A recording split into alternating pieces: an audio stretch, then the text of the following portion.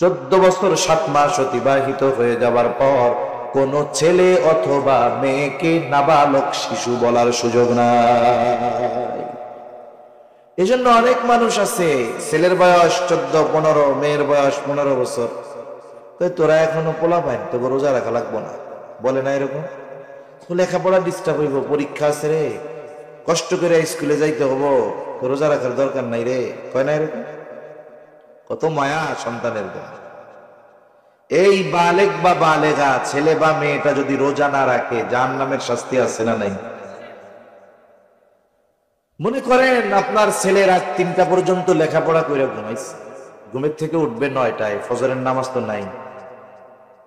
এখন যদি সকাল 6টার সময় বাড়িতে আগুন লাগে, কি করবেন? আপনি কি বলবেন নাকি যে ছেলে তো 9টার আগে ঘুম থেকে ওঠে না, আগুন লেগে পুইরা ঘর ছাই হয়ে যাক, কিন্তু পোলারে ডাক দেওয়া যাবে না, এমন করবেন? প্রয়োজনে নিজে পুড়ে হলেও আগুন থেকে আপনি বাচ্চাটারে বাঁচানোর চেষ্টা করবেন। আবার দেখেন আপনার সন্তান প্রাপ্তবয়স্ক হয়ে গেছে, নামাজ পড়ে না, রোজা রাখে না, নামাজ রোজা যদি না করে তার জাহান্নামের আগুনে পোড়া লাগবে। কিন্তু আপনি আপনার প্রাপ্তবয়স্ক সন্তানকে রোজা রাখান না, নামাজ পড়ান না কেন? বলে কষ্ট হয়ে যাবে। ঘুম থেকে ডাক দেয় না কেন? বলে ফজরের নামাজের জন্য ডাক দেয় না কেন?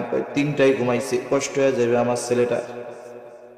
কেমন যেন এটা মহাব্বত নয়, কেমন যেন নিজের হাতে নিজের সন্তানকে জাহান্নামের আগুনে দিয়ে দেওয়া।